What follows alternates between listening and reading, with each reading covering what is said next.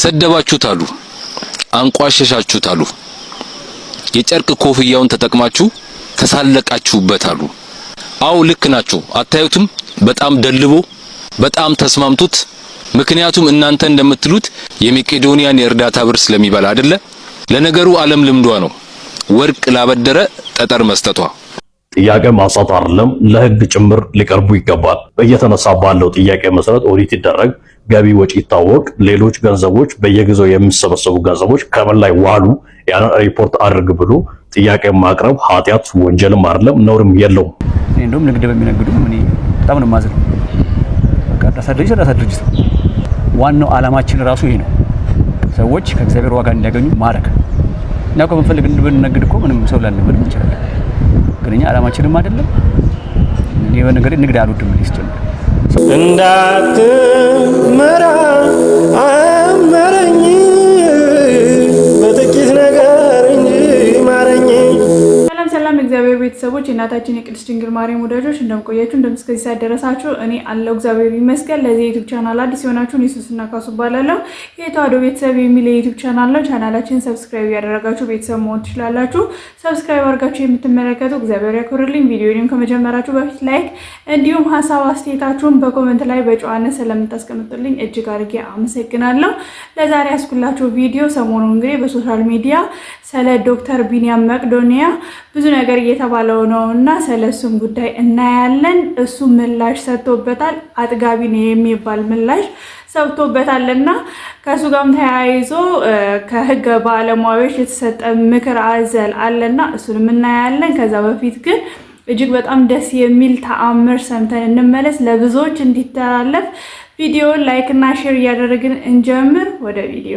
ከሰሞኑን በኒውዮርክ ከተማ በተፈጠረው ድንገተኛ የፕሌን አደጋ የተፈጠረው ተአምር ዓለምን እያነጋገረ ይገኛል። ስለዚህ ተአምር ልንገራችሁ፣ እናንተ ኮፒ ሊንክ እና ሼር እያደረጋችሁ። እንደምታውቁት ከቀናት በፊት አንድ ቪዲዮ ሰርችላችሁ ነበር። በዚህም እንግዲህ በኒውዮርክ አየር ማረፊያ ውስጥ የተፈጠረ እጅግ በጣም ከባድ የሆነ አደጋ ነው። ይህም አደጋ ከኋላ የምትመለከቱት የካናዳ ንብረት የሆነው ፕሌን በማረፍ ላይ ሳለ ድንገት ከእሳት አደጋ መኪና ጋር ተጋጭቶ ወዲያውኑ ፕሌኑን ሲያሽከረክሩ የነበሩት ሁለቱም ፓይለቶች ህይወታቸው እዛው አልፏል። ከኋላ የምትመለከቱት የፕሌኑ የፊቱ ገጽታ ነው ወይም ጋቢናው ነው ወይም ኮክፒቱ ነው። በዚህ አደጋ ምክንያት ወደ 73 የሚጠጉ ሰዎች እጅግ በጣም ከባድ አደጋን አጋጥሟቸዋል። ነገር ግን ተአምር የተባለ ነገር ተከስቷል። ታዲያቺ ከኋላ የምትመለከቷት የበረራ አስተናጋጅ በዛው ፕሌን ውስጥ ወይም በዛ አደጋ ውስጥ ነበረች። ያውም ቅድም ካሳየኋችሁ እጅግ በጣም ከወደመው ጃምፕ ሲት የሚባለው ቦታ ላይ ማለትም ከሚከፈተው በር አጠገብ ነበር የተቀመጠችው። እናም የፕሌን አደጋው በሚከሰትበት ወቅት እሷ የተቀመጠችውን ወንበሩን ጨምሮ ከነሷ 100 ሜትር በላይ አፈናጥሯ ወደ ውጪ እንድትወጣ አድርጓታል። እና አስቡት እንኳን ከፕሌን ላይ ወድቃችሁ አይደለም ከሳይክል ላይ ማለትም በፍጥነት እየሄደ ካለ ሳይክል ላይ ወድቃችሁ መትረፍ እጅግ በጣም ከባድ ነው። እሷ ግን ከዚህ ፕሌን ላይ ከነወንበሯ ከነታሰረለት ቀበቷ 100 ሜትር ተስፈንጥራ ወድቃ ህይወቷ ሊተርፍ ችሏል። ብዙዎችም የሷን አተራረፍ ሁኔታ ሲመለከቱ ይህ ተአምር ነው እንጂ በጋዱ ዓለም ሊሆን የሚችል ነገር አይደለም፣ ከላይም ከሰማይም የሚጠብቃት መላእክት ስላለ ነው በዚህ መልኩ ተረፈሽ ማለት ብቻ ነው የምንችለው ብለው እንግዲህ በአሁኑ ወቅት እንደዚህ እየዘገቡት ይገኛሉ። እንደምትመለከቱት ልጇም ከዚህ አደጋ በኋላ እንደመሰከረችው ከሆነ እናቴ ጠባቂ መልአክ ባይኖራት ኖሮ ከዚህ አደጋ አተርፈም ነበር ብላለች። በተጨማሪም በዚህ አደጋ እንግዲህ ትንሽ ጉዳት እንዳስተናገደችና በእግሮቿ ላይ ብቻ ነው ስብራት ያጋጠማት ብላ ልጅ ለእናቷ ምስክርነት ሰጥታለች። የታምር ነው ብላለች። ይገርማል። በዚህ ባለንበት ዘመን ፈጣሪ የረሳን የራቀን በመሰለበት ሁኔታ ወቅት ፈጣሪ አይኑን ከኛ ላይ እንዳልነቀለ እኛ እንጂ እሱ እንዳረሳን እንዳራቀን የምናይበትና ዓለም ጉድ ያለበት ተአምር ነው። ታዲያኛ ወደ ፈጣሪያችን ከምንቀርብባቸው መንገዶች መካከል ጾምና ጸሎት ለሱ ህግጋት መገዛት ናቸው። ያው እንግዲህ ተከታትለን እንደተመለስነው ነው የቅዱስ ሚካኤል ወዳጆች ሁላችሁም ቅዱስ ሚካኤል እያላችሁ ኮሜንት ላይ እንድትጽፉ ፈልጋለሁ። እጅግ በጣም ደስ የሚል ነው። ተአምር የለም፣ ቅዱስ ሚካኤል የሚባል ነገር የለም፣ ገብርኤል የሚባል ነገር የለም፣ አያማልድም፣ ምንም ነገር ስራ የሚሰሩት ነገር የለም፣ እኛ ዘንድ ምንም ስልጣን የላቸውም ለሚሉ ይሄ ትልቅ ምላሽ ነውና እጅግ በጣም ደስ ይላል። እግዚአብሔር ይመስገን። ወደ ቀጣይ ቪዲዮዎች እንላለን። ሰደባችሁት አሉ፣ አንቋሸሻችሁት አሉ፣ የጨርቅ ኮፍያውን ተጠቅማችሁ ተሳለቃችሁበት አሉ። አው ልክ ናቸው። አታዩትም? በጣም ደልቦ በጣም ተስማምቱት። ምክንያቱም እናንተ እንደምትሉት የመቄዶንያን የእርዳታ ብር ስለሚበላ አይደለ? ለነገሩ ዓለም ልምዷ ነው። ወርቅ ላበደረ ጠጠር መስጠቷ። በስሜት ተነስታችሁ ብሩን የታደረጋችሁ ምን አደረጋችሁ ከማለታችሁ በፊት ብሩ ምን ላይ እየዋለ ነው ብላችሁ ጠጋ ብላችሁ መቄዶንያ ውስጥ የሚሰሩ ስራዎችን አይታችሁ ጎብኝታችሁ ታውቃላችሁ? ሌላውን ተውና መቄዶንያ ለዳይፐር ከ1.2 ሚሊዮን በላይ ያወጣል በየቀኑ። እንደ አጠቃላይ ደግሞ እስከ 3 ሚሊዮን ድረስ በየቀኑ ያወጣል መቄዶንያ። በዚህ የእርዳታ ድርጅት ውስጥ ከሚረዱ ወገኖቻችን መካከል በየቀኑ መቶ ሰው ሚኒመም ሕክምና ያደርጋል። ሲቀጥል መቄዶንያ ምን ያህል ቅርንጫፍ ነው ያለው? ወደ 56 የሚያህል ቅርንጫፎች አሉ። በዚህ አመት ብቻ የተከፈቱ ወደ 14 የሚጠጉ አሉ። የህንጻ ግንባታ እየተደረገላቸው ያሉ በተለያዩ ክልሎች ላይ የሚሰሩ ወደ 14 የሚጠጉ አዳዲስ ቅርንጫፎች አሉ የመቄዶንያ። አጠቃላይ ቅርንጫፎቹ ወደ 56 ናቸው። በእነዚህ ሁሉ ላይ እኮ ወጪ አለ። ሌላው መቄዶንያ እያስገነባ ያለውን ወደ 15 ወለል የሚጠጋውን ሆስፒታል ረሳችሁት? በየቀኑ እስከ 3 ሚሊዮን የሚያወጣውን ወጪውን ሳይጨምር ለዳይፐር እኮ 1.2 ሚሊዮን በየቀኑ ይወጣል መቄዶንያ ላይ። ወደ 3000 የሚጠጉ እኮ የአልጋ ቁራኛ ከአልጋ ማይነሱ የሰው ድጋፍ የሚያስፈልጋቸው ወገኖቻችን እኮ አሉ መቄዶንያ ላይ። የነሱን ዳይፐር ሳይጸየፏቸው ሽንታቸውን ሰገራቸውን እየጠረጉ ከወገኖቻቸው ጋር ደፋ ቀና የሚሉ እነዛን አስባችኋል? ለነገሩ ቁጭ ላለ ሰማይ ቅርብ ነው ይባላል። እባካችሁ አንዳንድ ሰዎች ማለት ነው ወይ አትሰሩ ወይ የሚሰራን ሰው አታሰሩ። መስራት ካልቻላችሁ እባካችሁ ብትችሉ ዝም ማለት እኮ ራሱ ትልቅ ነገር ነው። ያው እንግዲህ ተከታትለን እንደተመለስነው ነው አንዳንድ ሰዎች እንደዚህ አይነት ሐሳብ አላቸውና ብዙዎቹ ቢንያምን የሰደቡት አሉ። በጣም የሚያስጠላ ነው። ወንድሙን የወጋ ወንድሙ እንደዚህ ያደረገ ዛሬ ላይ እንደዚህ እሱ የሰራውን ስራ ማንም የሰራው የለም። እንኳን ለአመታት ቀርቶ ለቀናት ራሱ የሚሰራው ሰው የለምና መድኃኒዓለም ኃጢአታችንን የሚሽረው እሱ ነውና መድኃኒዓለም የሻረውን ኃጢአት ንስሐ ገብቶበት ብዙ ነገር አድርጎ የተወው ነገር ሊሆን ይችላልና እኛ ያለፈውን ጎርጉረን ማውጣት እጅግ በጣም የሚያስጠላ ነው። ነገር ግን ብዙዎች ደግሞ ለራሱ የሚሆን ለድርጅቱ የሚሆን የገቢ ማመንጫ ነገር ቢከፈት፣ ሁለተኛ ነገር ደግሞ ገቢና ወጪው ቢታወቅ። ለምን ዘመዶች ናቸውና ውስጥ ላይ የሚሰሩት ሀብታም ሆነው ደሃ ሆነው የገቡ ሀብታም የሆኑ አሉ።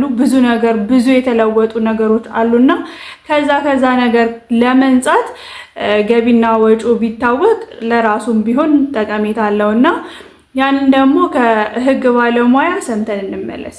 ጥያቄ ማንሳት አይደለም ለህግ ጭምር ሊቀርቡ ይገባል። ሰላም ደጉላው ነኝ። ሁላችሁም ይህንን ቪዲዮ ሼር፣ ኮፒ ሊንክ፣ ሪፖስት፣ ዱት ያደረጋችሁ ብዙ ሰው ይማርበት ዘንድ አድርጉልኝ። እንግዲህ ከሰሞኑ በዚሁ በሶሻል ሚዲያ በመቄዶንያና በሌሎች ገቦች እርዳታ ላይ በተሰማሩ ግለሰቦች ላይ አንዳንድ ጥያቄ እየተነሳባቸው ይገኛል። ይህንን ጥያቄ ተከትሎም ጥያቄዎች ላይ ደግሞ ብርቱ ተቃውሞ እየተነሳባቸው ተመልክቻለሁ። ይህንን ጉዳይ በተመለከተ እንደ ግለሰብ የራስን ምልከታ እንደ ጠበቃ ደግሞ አንዳንድ ነጥቦችን ከህግ አንጻር አንስተን እንመለከታለን።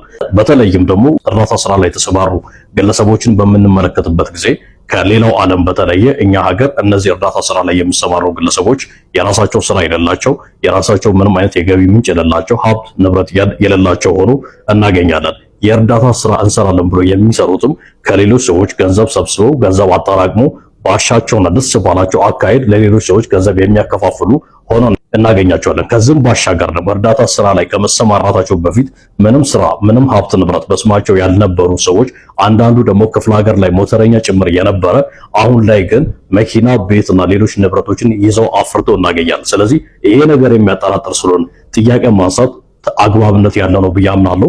መንግስትም በዚህ ጉዳይ ላይ ጣልቃ ገብተው በተለይ ገንዘብ ማሸሽ፣ በህገወጥ መንገድ የተገኘን ገንዘብ ህጋዊ አስመስሎ ማቅረብና ሌሎች ወንጀሎች ላይ እነዚህ እርዳታ ላይ የተሰማሩ ግለሰቦች ሊሰማሩ ስለሚችሉ መንግስት በዚህ ጉዳይ ላይ ሲሪየስ የሆነ ክትትል ሊያደርግ ይገባል ብዬ በግሌ አምናለሁ። የመቄዶንያን ጉዳይ በተመለከተ ግን ለዶክተር ቢንያም ትልቅ ክብር አለኝ። በጣም ድንቅ ስራ እየሰራ ነው። ነገር ግን እየተነሳ ባለው ጥያቄ መሰረት ኦዲት ይደረግ፣ ገቢ ወጪ ይታወቅ፣ ሌሎች ገንዘቦች በየጊዜው የሚሰበሰቡ ገንዘቦች ከምን ላይ ዋሉ ያን ሪፖርት አድርግ ብሎ ጥያቄ ማቅረብ ኃጢአት ወንጀልም አይደለም ነውርም የለውም ብዬ አምናለሁ። አመሰግናለሁ። ያው እንግዲህ ተከታትለን እንደተመለስነው ነው የህግ ባለሙያው ያሉትን ነገር የምትስማሙበት ከሆነ ላይክ እያደረጋችሁ ሀሳብ አስተያየታችሁን ኮሜንት ላይ አስቀምጡልኝ። እጅግ በጣም ጠቃሚ ምክር ነው። ብዙ ነገር ተብሏል። ዶክተር ቢንያም እሱ የሚሰራው በጣም ታላቅ ስራ ነውና ያንን ነገር ደግሞ ከሀሜት ለመንጻት ገቢና ወጪውን ለማሳወቅ ኦዲት ቢደረግ እጅግ በጣም ደስ ይላል። መጠየቅ ደግሞ ኃጢአት አይደለም። ህዝቡ ነው የሚሰጠው፣ ገንዘቡን የሚሰጠው ህዝቡ ነው። ህዝቡ ደግሞ መልሶ ደግሞ የደረሰ ገቢና ወጪውን ማየት እንፈልጋለን። እዛ ድርጅት ላይ የሚገቡ ሰዎች ድሃ ሆነው ገብተው ሀብታም የሚሆኑ አሉ የሚሉ በርካቶች ስላሉ ለነሱ ደግሞ ምላሽ መስጠት ምንም ክፋት የለውምና ከዛ ሁሉ ነገር ለመንጻት ገቢ ወጪውንም ለማስተካከል እንደኔ እጅግ በጣም ገንቢ ምክር ነው የሰጡት ብዬ ነው ማስበው የህግ ባለሙያው። ከዶክተር ቢኒያም ደግሞ ያለ ምላሽ አለና እሱን ተከታትለን እንመለስ። ማሳ አስመጪ አከፋፋይ ለምን አይሆንም መቄዶንያ ምናምን የሚል ሐሳብ የሚያነሱ ሰዎች አሉና በዚህ ያሰምናል። አዎ እዚህ በተመለከተ እና እኮ ስራችን ሁለት ነው። በነገራችን ሁለት ነው ስራችን። አንደኛውና አንዱም ዋነኛው ሰዎች በመስጠት ከእግዚአብሔር እንዲያገኙ ዋጋ እንዲያገኙ ማድረግ ነው። ስለዚህ ስራችሁን አቁሙ ማለት ነው። እውነቴን ነው የምነግርህ። እኔ አሁን እንትን አይደለም ማወራው እኛም ከጎዳና እንነሳለን ልበለው ከጎዳና እንነሳለን ለብሳለን እንጠጥናል። አንዱ ጥቅም ይሄ ነው አይደል? ከዚህ ግን ትልቁ ጥቅም ግን ሰዎች እኛን ረድቶ ከእግዚአብሔር የሚያገኙት ዋጋ ነው። ስለዚህ አንዳንድ ሰዎች ምን ያደርጋሉ? በቃ ይሄኛውን ለማስቀረት ነው የሚያስቡት። እኔ እንደውም ንግድ በሚነግዱ እኔ በጣም ነው የማዝነው። በቃ እርዳታ ድርጅት ነው። ስለዚህ ሁለት ዓላማችን ምንድነው? አንዱ ሰዎችን ከጎዳና መርዳት፣ ዓለማዊ ፍላጎታቸውን ማሟላት ማለት ነው። ሌላውስ አሁን አንተ መጣ አይደል? እዚህ መጣ ጊዜ መስዋዕት አድርገህ እኛን ረዳህ ዘላለማዊ ዋጋ ተገኝ። እኔ ነጋዴ ቢሆን አንተ የለም ማለት ነው፣ ዋጋ እንደተገኘ አደረኩ ማለት ነው። እና ዋናው ዓላማችን ራሱ ይሄ ነው፣ ሰዎች ከእግዚአብሔር ዋጋ እንዲያገኙ ማድረግ። እና እኮ ብንፈልግ ብንነግድ እኮ ምንም ሰው ላልነግድ እንችላለን፣ ግን እኛ ዓላማችንም አይደለም። እኔ በነገር ንግድ አልወድም ሊስጨምር ሰው እኮ ግዴታ እኮ የለበትም። ሌሎች አሉ ብዙ ፈቃደኛ የሆኑ ከእግዚአብሔር ዋጋ ማግኘት የሚችለው ማገዝ፣ ካልቻለ ደግሞ ዝም ማለት ነው። ከእግዚአብሔር ዋጋ የሚያገኙ ሰዎች ደግሞ እንዲያገኙ ዝም መሰናከል አለመሆኑ። ስለዚህ ዋናው መሰረቱ ምንድነው? የገቢ ማስገኛ ምናምን የሚባለው ነገር እኛ የማናደርገው ለወደፊቱም የማናደርገው አንደኛ ገቢ አለ፣ እሱም እግዚአብሔር ነው። ማስረጃው ምንድነው? ብዙ አመት ከሰዎች በላይ ቢሊየንስ እያወጣን እየረዳን ነው እግዚአብሔር ኃይል። ሁለት ደግሞ ሰዎች ዋጋ እያገኙ ነው። ከዛሬ የረዱ ሰዎች ምን ያህል ከእግዚአብሔር ዘላለማዊ ዋጋ ያገኛሉ። ስለዚህ እሱን አታርጉ፣ ሰዎች ዋጋ ያገኙ እያለ ነው። እንደዚህ አይነት ሰው በነገራችን ላይ ገርታ አድርገልኝና የንግድ ምናምን የሚል ሰው አይዲያ የለውም። ሰዎች በመርዳት የሚገኘው ጥቅም ምን እንደሆነም አላወቀውም ማለት ነው። መርዳቱ እሱ የሚያስበው እነሱ መረዳታቸው ከበለጠ ከነሱ የበለጠ እሱ ዋጋ እንደሚያገኝ ያውቀው ማለት ትንሽ ነገር አድርጎ ዘላለማዊ ዋጋ የማይገባውም ማለት ነው። ዘላለማዊ መንግስተ ሰማያት ተስፋ የሚደረግበት ቅዱሳን ሰማዕትነት የሚሆኑበት የሚጋደሉበት ጉዳይ በጣም ትልቅ በቃ ነገር በትንሽ ነገር ዋጋ የሚገኝበት ነገር ለማግኘት የሚደረግ ነገር መሆኑን አያውቀው። የምትረዳው ለዛ ነው። በቃ አንዳንድ ሰዎች ኮሜንት ሲያደርጉ አያለሁ። ይሄ የገባቸው ብዙ ሰዎች እየተጠቀሙ ነው፣ ዘላለማዊ ዋጋ እያገኙ ነው ይላሉ።